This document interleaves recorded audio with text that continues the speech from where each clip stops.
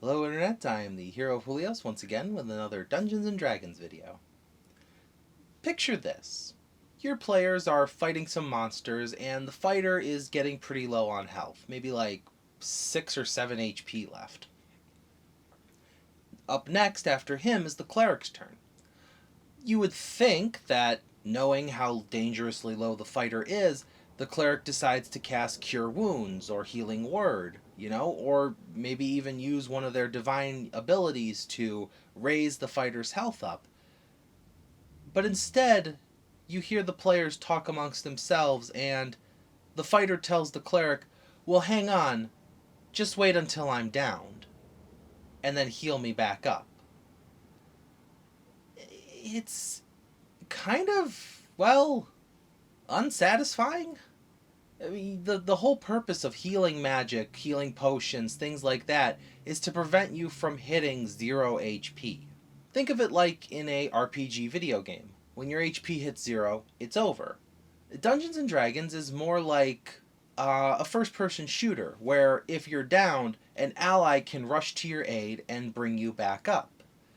While this makes sense mechanically, thematically speaking, it causes your players to treat losing their HP as more of an inconvenience than it is a serious problem.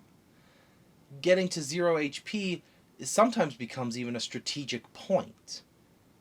But this mostly comes from the fact that 5th edition rules is just really nice when it comes to hitting 0 HP.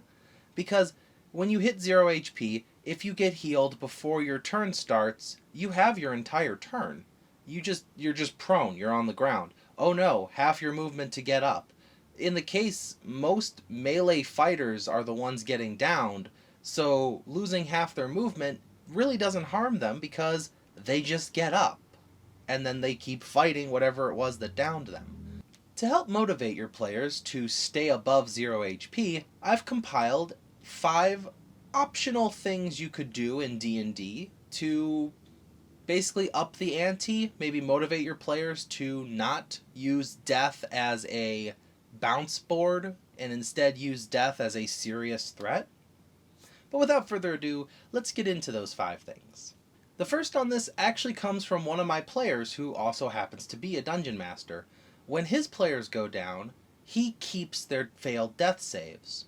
So, for example, if the fighter goes down and then, the rest of the team all fights and then they let it go back to his turn and he fails his death save. Well, now the players are like, oh no, if he rolls a 1, he's actually dead. Quick, cleric, heal him. Cleric heals him, he gets back up, he continues fighting, he gets downed again. But this time, he already has a failed death save. Suddenly, being on the ground is much more serious because maybe he gets a second fail that time. They heal him back up. If he goes down again, well, he only has 1 fail before he's permanently dead. This is just like a quick way to snap your fingers to move the players up, hey, this is a little more serious, Obviously, as he also told me, the failed saves go away once you've finished a long rest, but until that long rest, even leaving that combat and then 20 minutes later entering a new one is still a frightening thing, because those failed saves do not go away. The second one I've seen across the internet in a few different ways, but they all sum up roughly the same thing. Every time a player gets back up from being downed, they gain a point of exhaustion. At first, this doesn't seem as bad because, it's a disadvantage on ability checks, and then a disadvantage on attack rolls, and then after that, they start losing movement, and sometimes even worse than that. Eventually, the 6th level of exhaustion is instant death.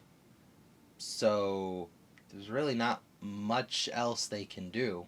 They either get healed and die, or stay down and hope they don't fail their death saves. This is a good way to motivate your players to stay above their HP line, because exhaustion only goes away by 2 points after a long rest. So at most, your players would be willing to get downed twice, but after that, If they go to a third one, even a long rest will only bring them back to 1. If they're fighting hordes and hordes of enemies, this results in, well, dying being sometimes a better alternative. The third one I came up with myself and is probably the most simplistic. Getting back up causes a max HP loss.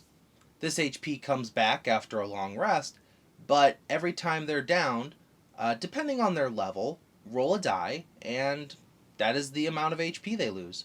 Or make it a set amount, that way your players can calculate and strategize around that. This really depends more on you as the DM, but a permanent HP loss a semi-permanent HP loss is more of a motivator to keep them above the line, because every time they go down and come back up, that up is a little bit weaker each time.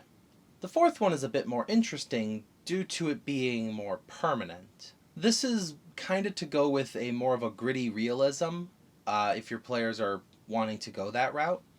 This is things such as maybe a loss of a limb. If they're on the ground, they've, lost a good amount of HP, maybe the attack that sent them to the ground was an attack that chopped off their arm, or an attack that stabbed them in the eye.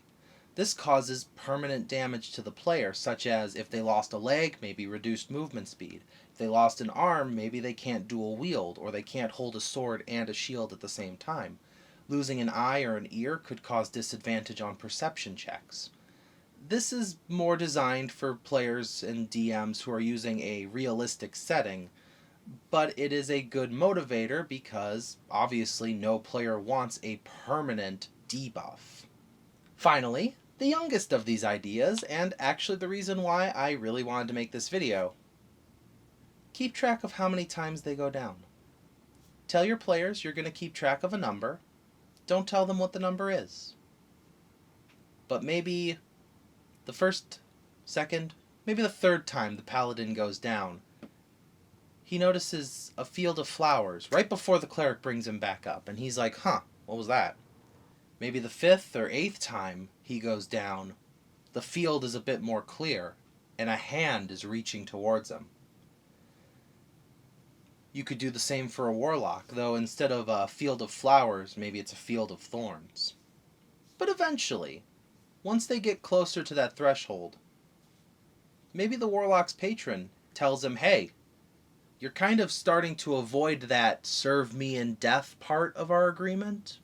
Maybe the paladin's god or goddess says, hey, undeath is something I'm against, and this whole coming down and coming back up thing is pretty dang close to what we're against. If the character doesn't have something like that, maybe it's a druid who feels it's super unnatural, or maybe it's a fighter who this goes against his code of honor.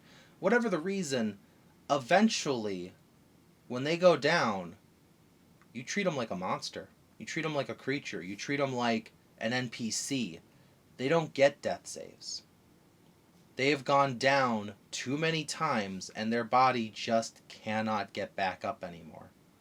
Enough of those can cause wear and tear on your actual physical body, or even your mental state. Once you've almost died enough times, eventually your body just sort of lets go. And that could be something that happens to your players. This becomes a motivator to avoid 0 HP because they don't know the number, they don't know which downing is going to be the last one. I think this one becomes the most thematic, the most interesting when it comes to storytelling, because as the fights get more serious, downing becomes more frequent. Therefore, it's the tension rises with every single combat. But regardless, these 5 ideas are ways to motivate your players to heal before hitting 0, rather than using 0 as a temporary HP buffer, because we can squeeze out those extra 8 HP if he dies, and then we just bring him back. Thank you for watching as always, and I will see you in the next video. This is the Hero of Julios, Xing out.